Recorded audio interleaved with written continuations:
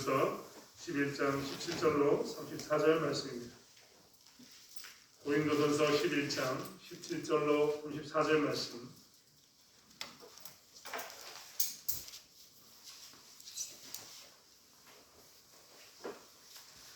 고린도전서 11장 17절로 34절 말씀을 찾으셨으면 한 목소리 함께 합독하겠습니다.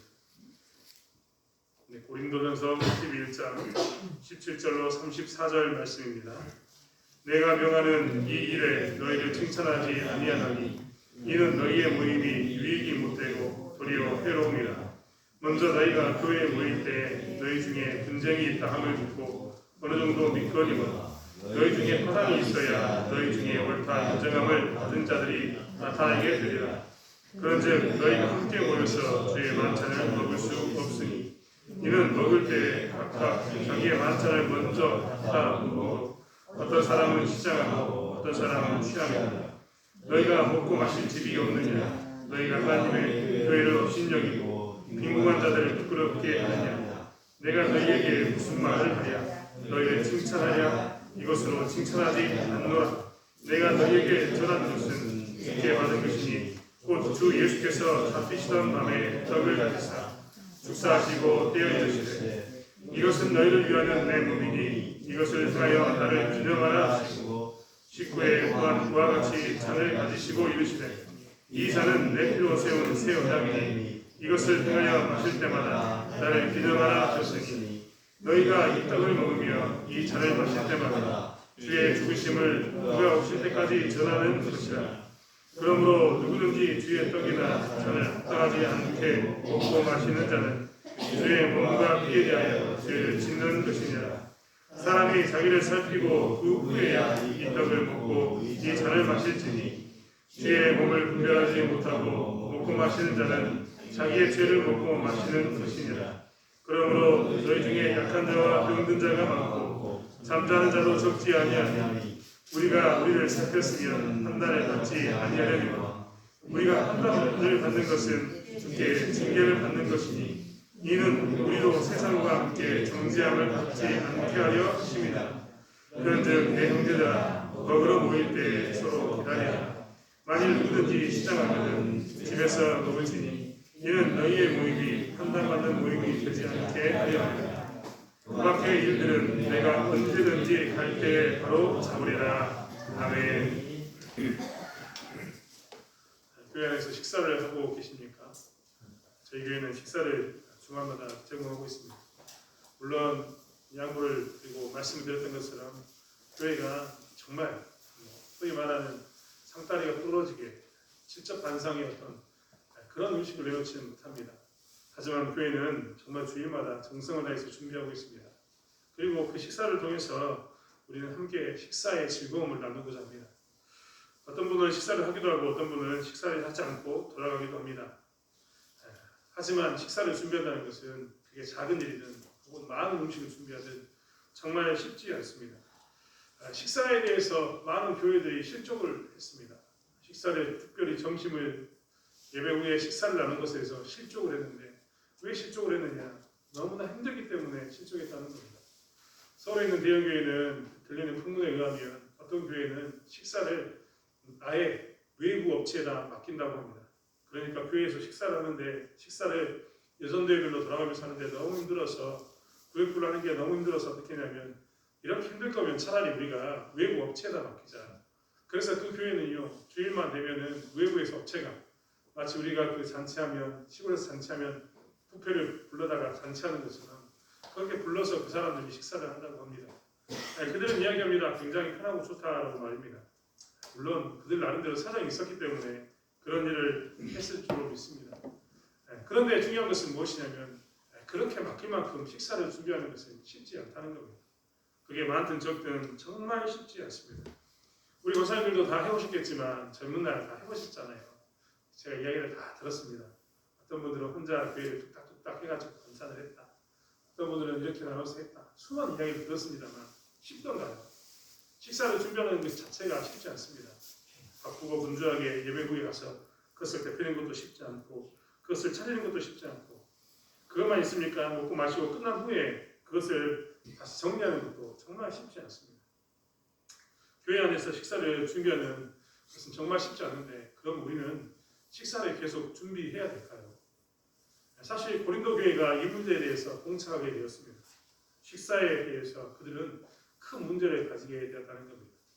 지금 저희는 성만찬에 대해서, 성찬에 대해서 언제 합니까? 저희는 성찬을 떡과 포도주를 떼는 그 성찬을 예배와 분리시켜서 합니다. 이 말은 오해하지 마십시오. 성찬식을 예전에는 어떻게 했냐면 이렇게 예배가 끝나면 예배 후에 우리가 마치 주일날 식사하는 것처럼 성찬식을 했습니다. 그런데 지금은 매주 그렇게 하지 않습니다. 식사를 하지만 그건 아무도 성만찬이다, 성찬이다 이야기하지 않습니다. 우리가 먹는 포도주와 떡은 언제 먹느냐? 성찬식 때 우리가 세례를 하고 난 후에 성례를 하고 성찬을 하게 되면 그때 지금은 포도주와 떡을 먹습니다. 예전에는 떡도요 큰 덩어리 하나를 떼다 먹었습니다. 포도주도 한 잔에 마셨습니다. 그런데 교회가 이렇게 쭉 오는 동안 역병, 소위 말하는 전염병이 돌아서 사람들은 그때부터 떡을 나눠주기 시작했고 포도주도 나누어서 주기 시작했습니다. 질병이 찾아오니까 교회는 부득이하게 그래서 지금처럼 떡을 조그맣게 떼고 그리고 포도주 잔에 조그만 포도주 잔에 포도주를 따라서 나누는 분잔과 분병을 했던 겁니다. 요즘은 더 바뀌어서 코로나 이후에 성찬식 때문에 고민하셨던 분들은 전병이라고 이야기하는 조그만 떡덩이와 포도주를 세트로 붙어있는 걸 가지고 사용하더라고요. 아마 이렇게 시대 변천이 있었는데 중요한 것은 과거에 고린도 교회가 있었던 이 시기에는 예배가 끝나면 무조건 무엇을 했느냐? 성찬을 했습니다. 소위 말하는 예배와 성찬이 분리된 게 아니라 합혀져 있는 그런 예배를 드렸던 겁니다. 그런데 이 교회에 대해서 문제가 생겼습니다. 사도 바울은 고린도전서 11장 17절의 말씀을 통해서 뭐라고 얘기했냐면 내가 명하는 이 일에 너희를 칭찬하지 아니한다라고 표현합니다. 내가 다른 것은 다 내가 양보했는데 이건 진짜 칭찬할 수가 없다. 다른 것은 내가 다 좋게 보아서 너희들에게 칭찬도 하고 권면도 했으나 이 문제만큼은 칭찬 자체를 할 수가 없다라고 이야기한 겁니다. 성찬에 관한 문제, 이 식사에 관한 문제가 이 고린도 교회에 굉장히 큰 문제가 되었기 때문입니다. 나는 너희를 칭찬하지 못하겠다라고 한 후에 17절 후반에는 이렇게 적었습니다. 이는 너희의 모임이 유익이 되지 못하고 도리어 해로움이다. 분명히 예배 후에 성찬식을 하면 은혜를 누리고 그 식탁의 교제를 통해서 즐거움을 찾아야 되는데 어떤 일이 일어나냐면 오히려 그 교제를 끝나고 나면 더 교회가 힘든 식사를 마치고 나면 성찬을 마치고 나면 더 어려운 가운데 있었다는 겁니다. 심지어는 그것 때문에 해로움이 있었다. 교회 안에서 해로움이 무엇일까요? 사람들이 교회 밖으로 떠나고 이런 것이면 내가 믿지 않겠다라고 이야기하는 교회가 분열되는 그런 양상 가운데 놓이게 되었다는 겁니다. 무엇 때문에요? 식사 문제 때문에 그렇습니다. 그러면 식사 문제가 도대체 그들에게 왜 어떻게 문제를 일으켰느냐? 18절의 말씀은 이렇게 이야기하고 있습니다. 먼저 너희가 교회에 모일 때 너희 중에 분쟁이 있다함을 듣고 어느 정도 믿거니와 19절 너희 중에 파당이 있어야 너희 중에 옳다 인정함을 받는 자들이 나타나게 되리라. 말이 굉장히 얇게 쓰였지만 이 말은 사실 이렇습니다. 너희들이 사실은 3, 4, 5 모여서 친해지는 것은 어쩔 수 없다라는 이야기입니다. 여러분 그렇지 않습니까? 교회 안에서도 마음이 유난히 맞는 사람이 있습니다. 교회 안에서도 유난히 마음이 잘 통하는 사람이 있지 않습니까? 신앙 안에서 신앙 이야기를 하면 그 사람하고 그냥 찰떡 궁합이 돼가지고 쿵떡쿵떡 잘 맞추는 사람들이 있습니다. 저도 사실 그런 사람이 있습니다.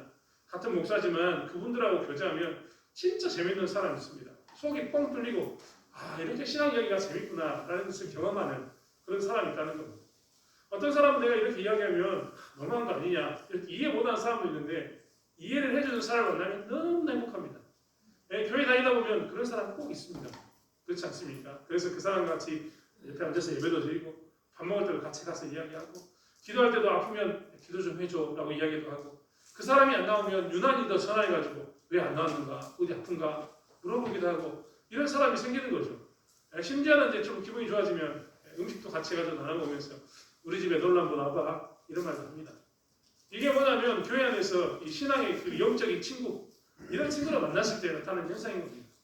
사도 바울은 이렇게 3, 4, 5 너희들이 모여서 있는 그 파당 지어지는 것 너희들이 일부러 우리끼리 모이자 이런 게 아니라 너희들이 신앙 안에서 영적인 교제를 하고 신앙 안에서 기도를 하고 신앙 안에서 정말 신앙생활 하면서 열심히 안간힘을 쓰는 가운데 이렇게 3, 4, 5 모여가지고 너희들끼리 서로 이렇게 친해지는 것 이것에 대해서 인정한다라고 표현한 겁니다. 그래서 파당이 있어야 너희 중에 옳다 인정함을 받은 자들이 나타나게 되리라 이 말은 바로 거기에 있습니다. 너희들끼리 신앙생활하면서 열심을 내면서 하는 그 사람들이 모이면 사람들이 보면서 저 사람들은 진짜 신앙생활 재밌게 한다. 저 사람들은 진짜 멋있다. 나도 같은 교회 다니지만 저 사람들과 함께 이야기 한번 나누고 싶다. 이런 사람이 생긴다는 겁니다. 이런 것은 뭐라고요? 잘못이 아닙니다. 굉장히 잘 신앙생활을 하고 있는 겁니다. 그러면 도대체 무엇이 문제입니까? 식사 교제 가운데 그런 일이 있었는데 그것이 무엇이 문제라는 겁니까?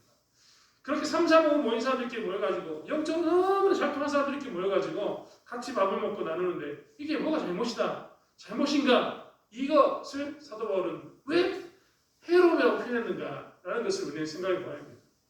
사도 바울이 봤을 때 3, 4, 5 모여서 신앙적인 사람들끼리 모이는 것, 그것이 좋다라고 표현했습니다. 하지만 뒤에 보면요, 이제 20절의 말씀에 보면 뭐라고 표현했냐면 그런즉 너희가 함께 모여서 주의 만찬을 먹을 수 없으니 라고 표현합니다. 주의 만찬을 먹을 수 없다. 20절의 말씀에는 그런즉 너희가 함께 모여서 주의 만찬을 먹을 수 없다 이 말을요, 쉬운 성경으로 좀 우리말로 편한 성경으로 해석하면 이렇습니다. 그것은 너희가 함께 모였을 때 너희가 먹는 것은 주의 만찬이 아니다 라고 표현한 겁니다. 여러분 곰곰이 생각해 보십시오. 3, 3, 5 신앙생활 하는 사람끼리 정말 마음에 맞는 사람끼리 좋아가지고 모이는 것은 좋은 겁니다. 그렇게 사는 건 좋은 거예요. 그런데 중요한 것은 뭐냐면 식사의 자리에 3, 3, 5 모여서 그렇게 좋은 사람들끼리 모여서 먹는 것은 잘못됐다라고 성경이 이야기합니다. 절대 오해하지 마십시오. 신앙의 색깔이 맞는 사람들끼리 만나는 것은 좋은데 무엇이 문제냐? 3, 3, 5 모여서 식사를 하거나 3, 3, 5 모여서 기도를 하거나 3, 3, 5 모여서 같이 서로의 친교를 하거나 이때 무엇이 중요하냐면 이 사람들이 3, 3, 5 모여서 다른 사람이 우리 안에 들어오려고 할 때 그 사람을 받아주지 않는 것, 그게 뭐라고요? 잘못된 겁니다. 심지어는 3, 3, 5 모여서 그들이 뭘 했냐? 식사를 했습니다. 여러분, 우리는 우리 교회에서 한꺼번에 만들어서 주잖아요. 이 고린도 지역에 있었던 이 시대에는요, 고린도 교회는 그렇게 여전도에 모여라, 밥 준비해서 같이 먹자, 이런 게 아니었습니다. 이때는 어떻게 했냐면 자기들이 각자 음식을 싸왔습니다. 음식을 싸와가지고 어떻게 하냐면 교회에 것을 다 펼쳐놓고 3, 4, 5 모여서 이 사람들끼리 모여가지고 마치 오병이의 기적이 나올 때 사람들에게 무리를 앉혀가지고 앉혔던 것처럼 그렇게 식사의 기적을 나눴던 거죠. 그게 뭐가 잘못입니까? 라고 이야기하지만 잘 들어보십시오. 고린도 교회는요, 고린도 교회 구성원들이 어떻게 됐냐면 그 당시에는 노예제도가 있었습니다. 그러니까 주인이라고 이야기하는 자유인이 있었고 노예가 있었던 겁니다. 그리고 가난한 자하고 부유한 자가 있었습니다. 여러분, 이 주인들, 부유한 사람들은 어떻게 했냐면 음식을 싸울 때 이 교회 예배 끝나고 난 후에 성만찬을 위해서 자기들의 음식을 싸울 때 아주 집에서 최대한 좋은 것, 맛있는 것 넉넉하게 싸웠습니다. 그런데 그들은 교회에 들어오면 어디 앉았느냐? 소위 말하는 이 앞자리에 앉았습니다. 왜 앞자리에 앉았을까요? 그들은 종이 아닙니다. 남의 명령을 따르는 사람이 아니고 자기들의 시간이 많기 때문에 그들은 예배드릴 때 어떻게 하냐면 일찍 나올 수 있었습니다. 그래서 그들은 어떻게 하냐면 자연스럽게 앞자리에 앉았던 거죠. 일찍 나온 사람들끼리 앞자리에 앉았는데 곰곰이 보니까 그 사람들 다 어떤 사람이라고요? 돈 많은 사람들. 곰곰이 보니까 그 사람들 다 누구라고요? 자유인, 즉 주인. 종이 아니라 종을 부리는 사람들이 다 그 앞에 앉아있는 겁니다. 그래서 그 사람들은 예배 후에 3, 4, 5 모여서 뭐 했냐면 말씀드린 것처럼 그때 당시에는 자기들끼리 만나서 갓 싸운 음식을 나누는 거니까 앞에 앉아있는 사람들은 어떻게 한다고요? 자기들의 음식을 나눠 먹습니다. 어떨까요? 음식이 굉장히 좋죠. 돈 많은 사람이 싸우고 주인이 싸우니까 얼마나 맛있었겠습니까? 그런데 이 예배당 앞쪽은 주인이 있거나 부유한 사람이 있는데 뒤쪽은 누가 있느냐? 하나님을 믿었지만 여전히 종의 시몬으로 사는 사람들은 어떻게 합니까? 주인이 시킨 일을 다 하고 난 다음에 교회에 와야 됩니다. 그러니까 예배당에 나오면서 헐레벌떡 뛰어오는 거죠. 그들의 자리는 항상 앞자리가 아니라 어디였겠습니까? 뒷자리였습니다. 그들이 헐레벌떡 뛰어오면서 그들은 음식을 준비해 와야 되는데 성만찬을 위해서 음식을 준비해야 되는데 음식이 아주 좋은 것이었겠습니까? 그 당시에 종들이 먹는 음식을 싸왔습니다. 그러니까 어떤 일이 생겼냐면 앞에 있는 사람들은 부유한 사람들이라서 기름지고 좋은 음식, 자기들끼리 3, 4, 5 그 음식을 먹습니다. 뒤에 온 사람들은 어떻게 할까요? 음식이 척박합니다. 심지어는 음식을 못 싸온 사람도 있습니다. 많은 사람들이 교회에 이제 같이 성만찬을 하기 위해서 음식을 내어놓기로 했습니다. 그런데 재밌는 것은 뭐냐면 만찬을 하면 누구부터 먼저 나와서 먹을까요? 뒤에 있는 사람이 먼저 나와서 음식을 가져가겠습니까? 그때는 이렇게 분장한 게 아니라 한 덩어리 음식을 자기가 원하는 만큼 떼어가서 그리고 따라서 먹는 그런 습관이었는데, 앞에 있는 사람들이 어떻게 했냐면 음식을 보고 어떻게 했냐면 성만찬 시간에 떡을 자기가 먹을 수 있을 만큼 최대한 많이 뜯어가 버렸습니다. 포도주를 자기 잔에 따르면서 어떻게 했을 것 같아요? 잔을 충분히 많이 따라갔습니다. 그러니까 저 뒤에 있는 사람들은 어떻게 됐을 것 같습니까? 그들이 떡을 떼려고 하는데 떡이 없습니다.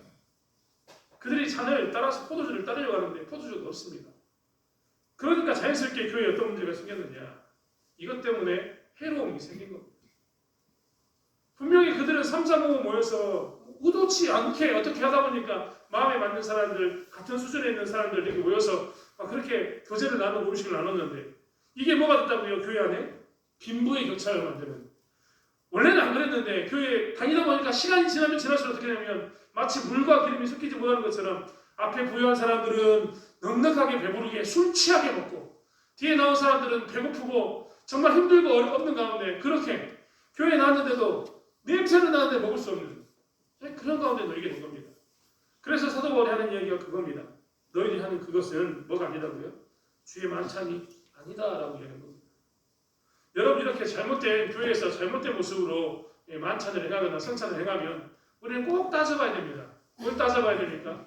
왜 그렇게 시작했는가? 여러분, 최근에도 제가 한번 이야기한 적이 있는데요. 한국 교회는 주초의 문제에 대해서 굉장히 엄격합니다.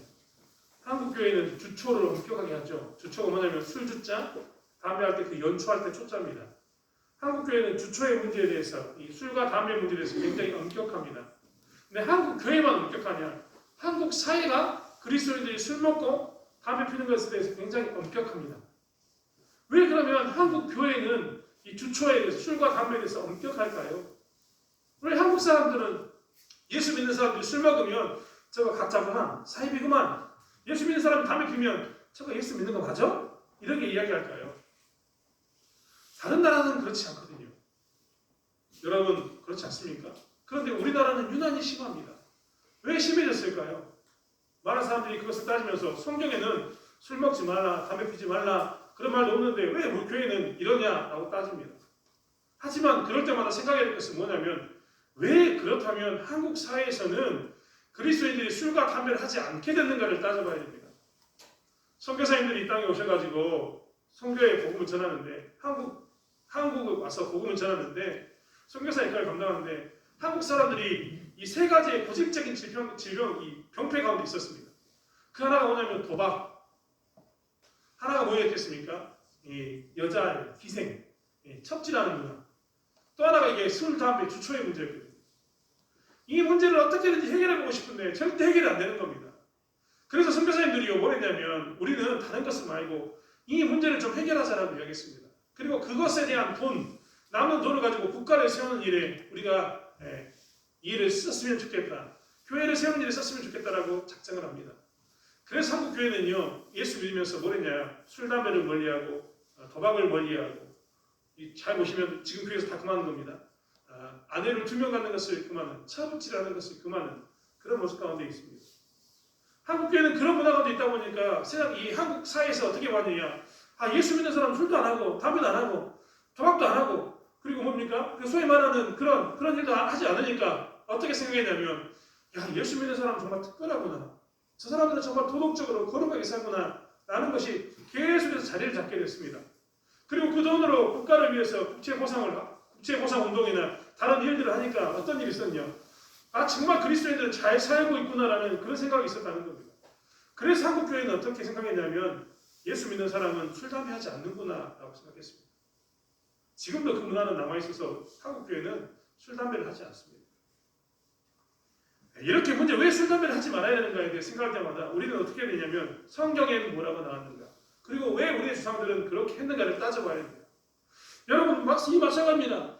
만찬은 예배 후에 음식을 떼는 일은 왜 했을까요? 성만찬식은 도대체 어디서부터 시작됐는가입니다. 사도 바울은 그래서 설명해 주고 있는 겁니다. 너희들이 하고 있는 것은 원래 예수님이 주셨던, 우리가 처음부터 지켜야 될 그 만찬이 아니야. 예수님이 우리에게 주셨던 만찬은 너희들처럼 3, 4, 5 너희들 친한 사람끼리 먹고 마심으로 인해서 교회가 이렇게 해로움을 경험하는 이런 만찬이 절대 아니야 라고 설명하면서, 그럼 예수님은 어떻게 만찬을 했는가? 예수님은 어떻게 만찬을 했는가를 설명하고 있습니다. 예수님은 어떻게 만찬했다고요? 24절의 말씀에 보면 축사하시고 23절부터 제가 읽어드리겠습니다. 내가 너희에게 전한 것은 주께 받은 것이니, 즉 예수님께서는 어떻게 했냐면 곧 주 예수께서 잡히시던 밤에 떡을 가지사, 예수님이 잡히시던 그 6월절 그때에 무엇을 했냐면 떡을 가지고 축사했다는 겁니다. 이것은 너희를 위하는 내 몸이니 이것을 행하여 나를 기념하라 하시고, 19에 또한 그와 같이 잔을 가지시고 이르시되 이 잔은 내 피로 세운 새 언약이니 이것을 위하여 마실 때마다 나를 기념하라 하셨으니 라고 표현하고 있습니다. 뭘 하라고 이야기했다고요? 떡과 포도를 떼면서 뭘 하라고요? 기념해야 됩니다. 기념. 무엇을 기념해야 됩니까? 나를 위해서 죽으신 그 몸을 기념해야 됩니다. 나를 위해 흘리신 그 피를 기념해야 합니다. 그리고 26절에 뭐라고 얘기하냐면 너희가 이 떡을 먹으며 이 잔을 마실 때마다 주의 죽으심을 그가 오실 때까지 전하는 것이다. 그 만찬을 통해서 예수님은 왜 죽었는가? 왜 그는 우리에게 피와 살을 남겼는가? 이거를 묵상하고 나눴어야 했던 겁니다. 그러니까 그들이 음식을 가져와서 음식을 나누면서 그들은 식탁의 교제를 통해서 뭘 누리고 살아야 되냐면 예수님이 성만찬식을 하시면서 제자들을 불러 모으시고 예수님이 떡을 주시고 포도주를 주시면서 나를 기념하라고 했던 것을 우리는 기념하자. 즉 음식을 먹으면서 이것이 맛있으니까 많이 먹읍시다. 이거 좋습니다. 이것이 전부 기름지니까 많이 먹고 이런 거 좋다니까요. 하지만 정작 중요한 건 뭐라고요? 그 음식을 나누면서 이것은 우리가 먹는 이것은 단순하게 떡이고 단순하게 포도주. 그 당시 사람들은 떡과 포도주를 먹었으니까요. 식탁 음식으로 밥으로 그것을 먹었으니까 그 음식을 먹으면서 이건 단순히 우리의 배를 채우는 떡이고 우리를 취하게 만드는 술이다 라고 먹은 게 아니라 그들은 어떻게 먹었다고요? 비록 우리 앞에 식탁이 차린 것은 음식이지만 이 음식은 뭐라고요? 예수님의 피입니다. 이 음식은 예수님의 살입니다. 우리는 이 음식을 먹으면서 한 형제가 되었습니다 라고 고백하면서 그 안에서 한 형제로서 뭘 나누라고요? 우리를 위해서 예수님이 죽었습니다. 그리고 우리는 예수를 증거해야 됩니다. 이것을 기념해야 되는 것이 만찬이었습니다. 즉 고린도 교회는 그들이 부유한 자든 가난한 자든 그들이 음식을 가지고 와서 무엇을 했다고요? 음식을 먹으면서 자기들끼리 3, 4, 5 모여서 다른 사람들이 저 뒤에 있는 사람들이 앞에 와서 음식을 먹으려고 하면 우리끼리 다 먹었는데 하면서 그들을 배척하지 말고 그 가난한 사람이든 부유한 사람들은 서로 섞여가지고 어떻게 해야 되는 겁니까?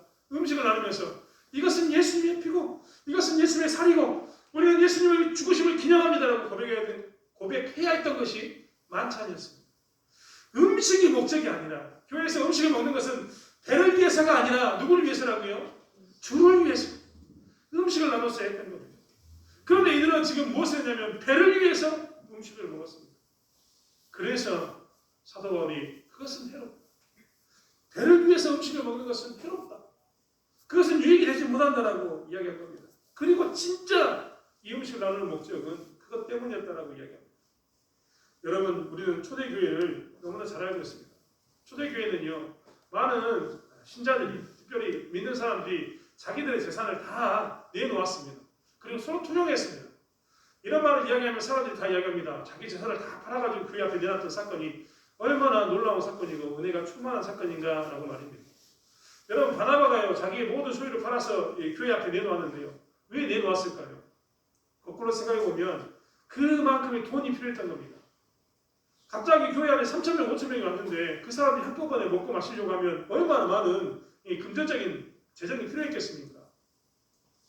그래서 그들은, 믿음이 좋은 사람들은 그들을 위해서 어떻게 했다고요? 자기들의 재산을 다 내놓았던 겁니다. 우리 안에서 뭘 누리기 위해서? 주님을 기념하는 그 사건을, 죽으심을 기념하는 그 사건을 위해서라면 뭐가 필요 없다? 나의 재산이 쓰이는 것이 아깝지 않다 라고 이야기하면서 교회에 다 내놓았던 겁니다. 그런데 교회는 시간 지나면서 그 마음을 잊어버렸습니다. 그리고 오직 음식은 배를 위해서만 쓰임받고 있었던 겁니다. 그렇기 때문에 자기 배가 채워지면 앞에 부유한 사람들은 자기들끼리 모여서 맛있게 먹었다, 우리가 취했다라고 이야기합니다. 여러분 21절의 말씀도 보십시오. 이는 먹을 때 각각 자기의 만찬을 먼저 갖다 먹으므로 어떤 사람은 시작하고 어떤 사람은 취함이니라. 무슨 말입니까? 어떤 사람은 먹지 못해서 배가 고프고 어떤 사람은 너무 많이 먹어가지고 취한 겁니다. 이것은 뭡니까? 배를 위해서 먹은 거죠.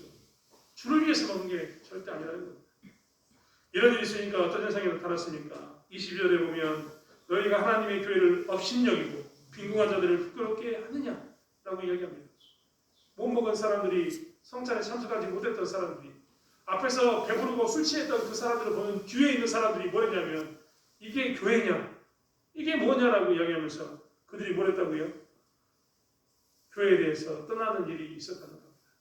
심지어는 그들은 뒤에 있던 종들과 가난한 자들은 어떻게 생각했냐면 자기들이 가진 음식이 부끄러웠습니다. 차마 내놓을 수가 없다. 라고 생각하는 마음 가운데 부끄러움을 경험하는 일들이 있었다는 겁니다. 이것은 그래서 성찬이 아니다라고 이야기합니다. 27절의 말씀을 한번 보시겠습니까? 27절의 말씀은 이렇게 변하고 있습니다. 그러므로 누구든지 주의 떡이나 잔을 합당치 않게 먹고 마시는 자는 주의 몸과 피에 대하여 죄를 짓는 것이니라. 무엇입니까? 예수님이 성만찬 때 주셨던 나의 살과 나의 피를 기념하는 것을 잊어버리고 죽으심을 기념하고 그것에 대해서 전하는 것을 잊어버리는 만찬은 뭐라고요? 잘못된 것입니다. 심지어는 성경은 뭐라고 이야기했습니까? 주의 몸과 피에 대하여 죄를 짓는 것이다 라고 이야기합니다. 그래서 28절의 말씀은 각 사람은 자신을 살피고 그 후에 먹는 행동이 옳은 행동이다라고 이야기합니다. 그 말은 무엇이냐면 내가 죄를 지었는가 안 지었는가 이런 개념을 뛰어넘어서 혹시 내가 이 음식을 먹는데 이 음식을 먹을 때 누군가는 배고프게 함께 드리는 예배 가운데 있는 예배자 가운데 누구는 배를 고프고 있지 않는가, 누구는 음식이 없어서 바라보고 있지 않는가, 나는 이렇게 풍요롭게 먹을 수 있는데 우리 공동체 안에 누군가는 굶주리고 있지 않는가, 이런 것을 살펴보면서 말하고요. 식사에 참여하지 못한 자들을 살피고 세우는 이 일 가운데 서라는 겁니다. 앞에 있는 부유한 자들은 자기 음식을 가지고 자기들끼리만 삼삼오오 먹는 게 아니라 뒤에 있는 가난한 자들이 있으면 그들을 불러다가 그 부유한 자리에 어떻게 하라고요? 음식을 같이 나누는 것, 그게 28절에 있는 것처럼 살피는 것, 그리고 떡을 먹고 잔을 마시는 것에 해당합니다. 이렇게 지키지 않으면 우리 가운데 누가 나타나느냐? 30절에 있는 것처럼 약한 자와 병든 자가 많고 잠자는 자도 적지 아니하니라고 이야기했던 것처럼 우리 가운데는 연약한 자들이 실족하고 죽은 자, 병든 자가 나타나는 사건이 나타난다는 겁니다. 죽은 자가 그냥 죽은 자겠습니까? 하나님을 떠나는 자, 영적으로 실족한 자를 의미합니다. 사랑하는 성도 여러분, 우리가 맞이하는 식탁의 공동체는 어떻게 지내고 있습니까? 한국교회는 식사를 준비하면서 이 부분을 잃어버리지 않는가 싶습니다. 식사를 준비하는 게 참 어렵다는 건 너무나 잘 알고 있습니다. 하지만 사실 그 어려움을 통해서 우리는 무엇을 묵상해야 되느냐? 식사를 준비하면서도 오늘 성만찬에 우리가 주님을 기념하라는 것처럼 주님을 기념했어야 했습니다. 섬긴다는 것이 얼마나 어렵습니까? 누군가를 위해서 내 몸을 내어놓는다는 것이 얼마나 어렵습니까? 1년에 몇 번 돌아오지 않는 그 섬김이지만 그것은 얼마나 어려움을 갖습니까? 그래서 그 어려움을 느낄 때마다 어려우니까 하지 말자. 어려우니까 그만해야겠다. 나도 저 사람처럼 하지 않는 저 사람처럼 나도 하지 않아야지 라고 이야기하는 것이 아니라 사실은 그때마다 무엇을 묵상해야 되냐면 주님을 묵상했어야 했습니다. 우리는 1년에 몇 번 준비하지 않는 것도 힘든데 몸된 교회를 위해서 헌신하신 예수님의 십자가의 사랑은 얼마나 큰가를 묵상하고 나갔어야 했는데 우리는 그것이 귀찮다고 내버리는 그런 자리에 놓여있는 그런 자리를 선택하는 삶을 살았다는 겁니다. 사실 우리는 주님이 오실 때까지 음식을 나누면서 복음을 증거하면서 음식은 복음을 증거하기 위해서 준비하는 삶을 살았어야 했는데 정반대의 삶, 복음이 아니라 음식을 배를 위해서 준비하는 그런 삶을 살았다는 겁니다. 우리는 그렇기 때문에 우리의 식탁을 준비하면서 다시 한번 묵상해야 합니다. 무엇을 묵상해야 합니까? 주님의 몸과 주님의 피를 묵상해야 합니다. 주님의 고난을 묵상해야 합니다. 사실 우리는 만찬에 대해서만 이야기한다고 이야기하지만 우리가 하고 있는 주일 오후의 식사 가운데도 사실 우리는 그렇습니다. 식탁에 앉아서 준비한 자들의 준비의 수고에 대해서 감사할 뿐만 아니라 그 음식을 나누면서도 우리는 무엇을 묵상해야 됩니까? 주님의 살과 피를 묵상해야 되는 겁니다. 교회 예배 후에 하는 식사 가운데서 우리가 서로 해야 될 것은 무엇입니까? 지난 사람들이 삼삼오오 같이 음식을 나누지만 그때마다 살펴봐야 합니다. 누가 혹시 오지 않은 사람이 있는가? 누가 혹시 아직 오지 않은 사람이 있다면 그를 불러서 함께 식사를 하고 음식을 나누는 것, 그러면서 주님을 기념하는 것이 우리의 모습이어야 한다는 겁니다. 사랑하는 성도 여러분, 그것이 우리가 받는 성만찬의 의미입니다. 물론 이제 저희가 맞이하는 이제 11월 6일 되면 저희가 성찬식을 하게 됩니다. 성찬식에도 마찬가지입니다. 우리는 무엇을 기념해야 됩니까? 예수님을 기념해야 됩니다. 그분의 뼈과 그분의 피를, 그분의 피를 마시면서, 포도주를 마시면서 우리는 무엇을 기념해야 되는지 다시 한번 생각해 보았으면 좋겠습니다. 그리고 우리는 어떻게 살아야 되는지에 대해서 다시 한번 살펴보았으면 좋겠습니다. 여러분, 우리가 나누는 음식이 먹는 것이라고 이야기하지만 사실 오늘 본문을 보면 우리는 또 다른 의미를 알 수 있습니다. 지난 시간에 보았던 고린도전서 11장 여자의 머리를 가리는 것, 질서 안에서 예배를 드리는 것이라고 이야기했습니다. 여자의 머리는 남자고 남자의 머리는 그리스도고 그리스도의 머리는 하나님이다. 이 말이 무슨 의미였습니까? 질서 가운데 드리는 예배라는 것을 강조했습니다. 즉 예배는 질서 가운데 드려야 된다라는 것을 의미했습니다. 오늘 성만찬식을 한번 보십시오. 성만찬은 그 당시 언제 했다고요? 예배 이후에 했던 겁니다. 예배의 연장선상에 있었던 겁니다. 그래서 음식을 먹고 마시는 것은 막연하게 우리가 예배 끝나고 난 다음에 음식을 먹는다가 아니라 사실 어떤 의미가 되냐면 우리의 예배는 음식을 나누는 데까지 있고 이 예수님을 기념하는 예수님의 그 살과 피를 기념하는 그 자리가 식탁의 자리, 그리고 예수님의 그 기념을 뛰어넘어서 그 예수님이 우리 가운데 임재하는 것을 경험하는 자리가 식탁의 자리였다는 겁니다. 그렇다면 우리의 식사 시간도 달라져야 합니다. 우리의 식사 시간도 기념하는 시간, 그리고 증거하는 시간, 예배의 시간으로 우리는 기념하고 살아야 된다는 겁니다. 이것이 교회의 모습이고 예배의 모습입니다. 사랑하는 성도 여러분, 이제 마지막으로 저는 이 예배 가운데 왜 이런 일이 있었는가를 다시 한번 생각해 봤으면 좋겠습니다. 그들은 부한 자, 그리고 돈 있는 자, 자유에 있는 사람이 먼저 교회에 와서 자기들끼리 친해졌습니다. 친한 것은 아까도 말씀드렸던 것처럼 나쁜 게 아닙니다. 하지만 자기들끼리만 친해지기 위해서 다른 사람들을 배척하는 것은, 가난한 자를 배척하는 것은, 가난한 자를 돌아보지 않는 것은 죄가 됩니다. 심지어는 만찬이 아니라고 이야기할 만큼 큰 죄가 됩니다. 사랑하는 성도 여러분, 우리도 다시 한번 우리의 신앙을 살펴보면서 내가 혹시라도 내가 친한 사람과 함께 식사를 하면서 누군가를 너는 저기 가서 앉아라 라는 식으로 배척하고 있지는 않았는지, 혹은 함께 하고 싶은데 식사하지 않는 자를 초대하지 않는 것은 아닌지를 살펴보면서 우리의 모임을 다시 한번 되돌아봤으면 좋겠습니다. 친한 사람이 있는 것은 참 좋으나 친하지 않는 사람을 받아들이지 않는 그 친한 모임은 오늘 말씀드렸다면 잘못된 모임이고 만찬에 참여할 수 없는 모임을 기억하면서 우리가 포용하며 사랑하는 그런 성찬을 하는, 식사의 교제를 하는 공동체가 되길 원합니다. 기도하겠습니다. 하나님, 우리는 시장에서 교회에서 밥을 먹지 않습니다. 우리의 모임은 시장에서가 아니라 그리스도를 기념하기 위해서 음식을 나눕니다. 성경에 사도 이야기했던 것처럼 누구든지 시장에 가든 집에서 먹을지니라는 말이 사실 우리의 삶 가운데도 적용이 됩니다. 우리는 식사의 규제를 통해서, 특별히 만찬을 통해서 그렇게 예수님을 기념하기를 원합니다. 그리고 예수를 증거하기를 원합니다. 예배가 식사의 자리까지 이어져서 그 식사의 자리는 예배 가운데 임하셨던, 말씀 가운데 임하셨던 하나님이 내 삶 가운데 나타나는 그 자리가 되기를 원합니다. 우리의 식사의 자리를 축복해 주시고 서로 함께하는 그런 식사, 특별히 서로가 서로 사랑하는, 서로가 서로 주님을 기념하면서 즐거워하는, 기뻐하는 공동체가 되게 하여 주시옵소서. 주님을 기념하는 저희들이 삼삼오오 나눠서 함께하되 그것이 파벌이 되고 그것이 특별히 자기들만의 모임이 되어서 다른 사람들을 배척하는 그런 모임이 아니라 정말 서로를 포용할 수 있는, 언제든지 기꺼이 식탁의 자리에 초청할 수 있는 저희들이 모임이 되게 하여 주시옵소서. 함께 하실 줄 믿사오며 감사드리며 예수님의 이름으로 기도드렸습니다. 아멘.